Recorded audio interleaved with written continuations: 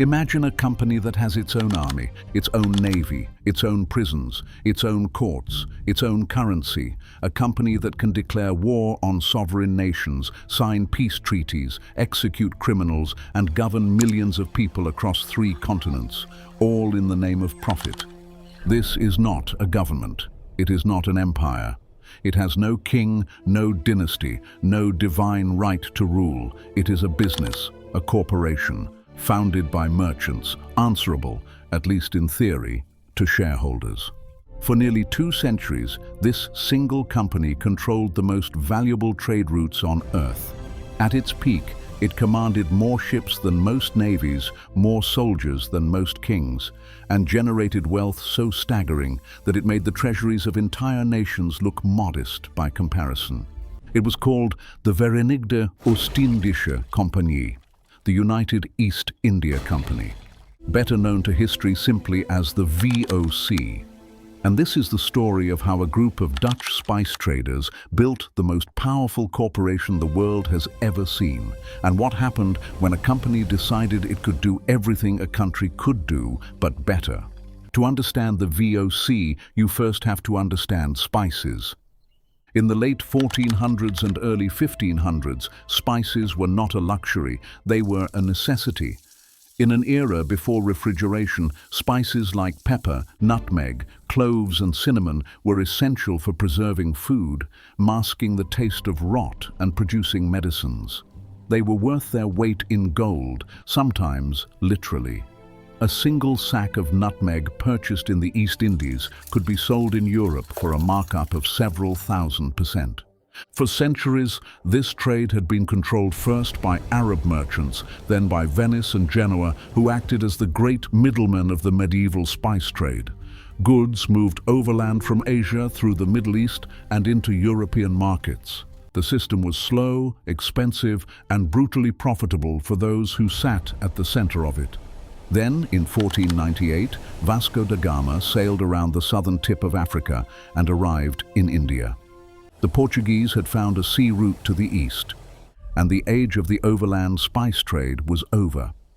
For the next century, Portugal dominated the ocean routes to Asia, growing fantastically wealthy from a monopoly on eastern trade. But Portugal was a small country. It could not hold on forever. By the late 1500s, the Dutch, then fighting a brutal war of independence against Spanish rule, began looking east with hungry eyes. Dutch merchants had grown rich trading within Europe, and they understood commerce with a precision and sophistication that was ahead of their time. They also understood something crucial.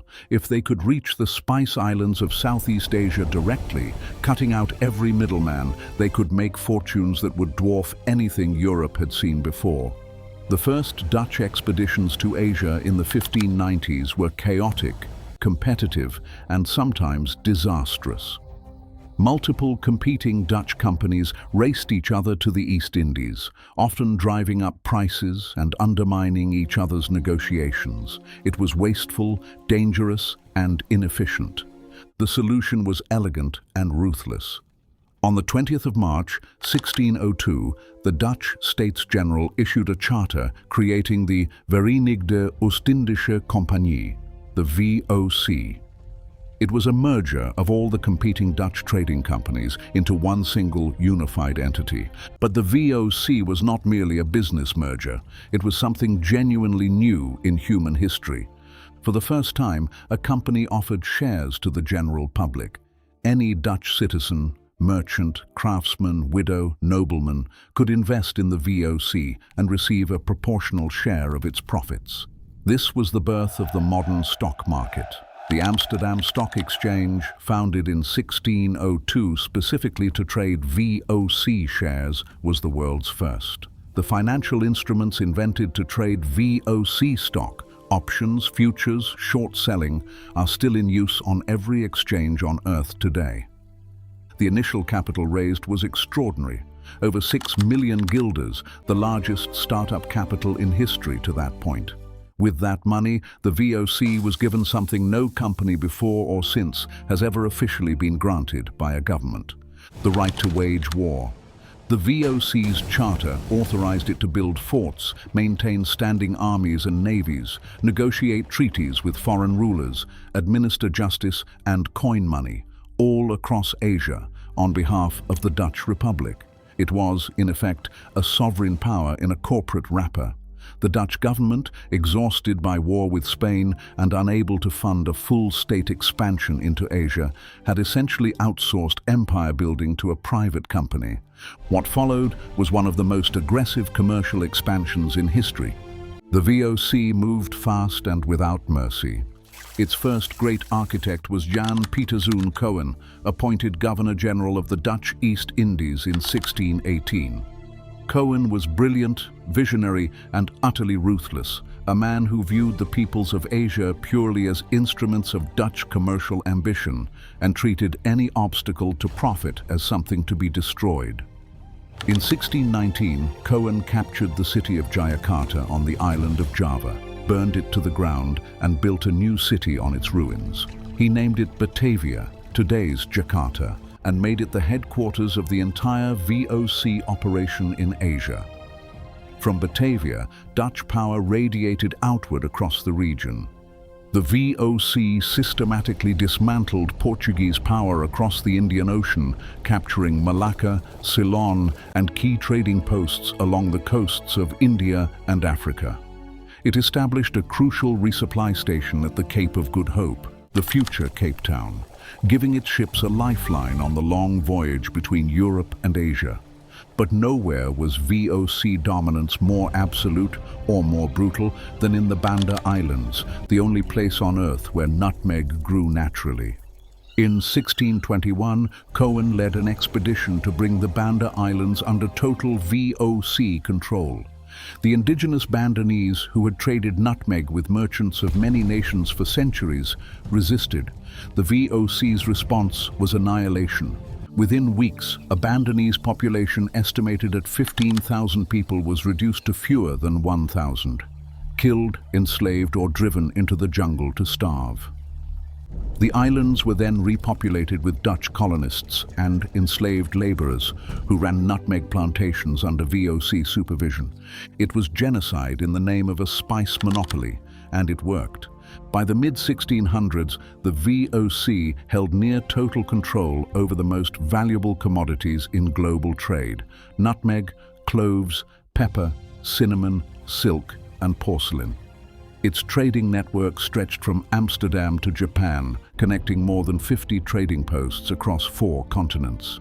Its fleet at its peak numbered over 150 merchant ships and 40 warships. Its army fielded tens of thousands of soldiers. It employed nearly 1 million people worldwide. In 1669, the VOC was the richest private company in history. In today's terms, its total value has been estimated at over $8 trillion, dwarfing Apple, Saudi Aramco, and every other company that has ever existed.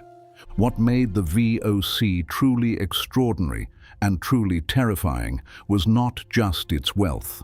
It was the completeness of its power. Within its territories, the VOC did not merely trade. It governed, it taxed, it judged. VOC courts tried and executed criminals.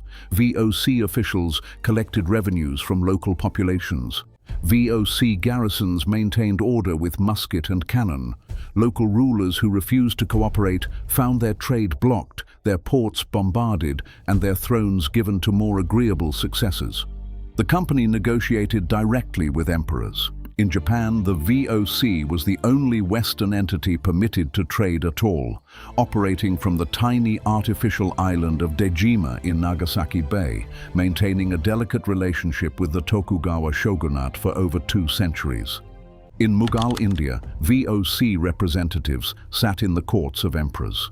In Persia, it was a diplomatic power in its own right. Back in Amsterdam, VOC shareholders received dividends that would seem extraordinary today, at times exceeding 40% annually. The company's success funded the Dutch Golden Age, the art, the science, the architecture, the global cultural flowering of 17th century Holland. Rembrandt, Vermeer, Spinoza, all flourished in a society made wealthy by VOC trade. The VOC had done something no one had believed possible. It had taken the logic of commerce, profit, efficiency, scale, and applied it to the business of empire. And for a time, it seemed to work better than any empire had before. But empires, even corporate ones, carry the seeds of their own destruction. The cracks appeared gradually, then catastrophically. By the early 1700s, the VOC was showing signs of deep structural rot. Corruption had become endemic. Company officials enriched themselves through private trading, which was technically illegal but effectively universal. The cost of maintaining forts, armies, and administrations across thousands of miles of ocean was rising relentlessly. Competition from the British East India Company was intensifying, and the brutal methods used to enforce trade monopolies were generating constant local resistance that required ever more expensive military responses. The VOC began borrowing heavily to cover its losses while continuing to pay dividends to shareholders, concealing its true financial condition in a way that would be familiar to any student of modern corporate scandal. By the 1770s, the debt was unmanageable. The Fourth Anglo-Dutch War of 1780 to 1784 was a catastrophe, destroying Dutch naval power and leaving VOC trade routes wide open to British attack. On the 31st of December, 1799, the VOC's charter was not renewed. The company was formally dissolved. Its enormous debts were absorbed by the Dutch state. Its territories were nationalized. The world's greatest corporation quietly ceased to exist, leaving behind colonies, trade routes, and financial instruments that would shape the next 2 centuries of global history. The VOC lasted 197 years. In that time, it launched nearly 5,000 voyages to Asia, carried over 1 million European sailors eastward, most of whom never returned, and reshaped the economic and political map of the entire world. It invented the stock market. It pioneered modern corporate finance. It showed that private enterprise, given enough power, could project force and govern territory as effectively as any state. It also showed something darker, that when profit is the only measure of success, the human cost becomes invisible. The Bandanese people, the enslaved laborers, the colonized populations across Asia and Africa, they were entries in a ledger, not lives. The VOC was the first great corporation. In its brilliance, its ambition, its ruthlessness, and its eventual collapse under the weight of its own greed, it cast a shadow over every corporation that came after it. We are still standing in that shadow today.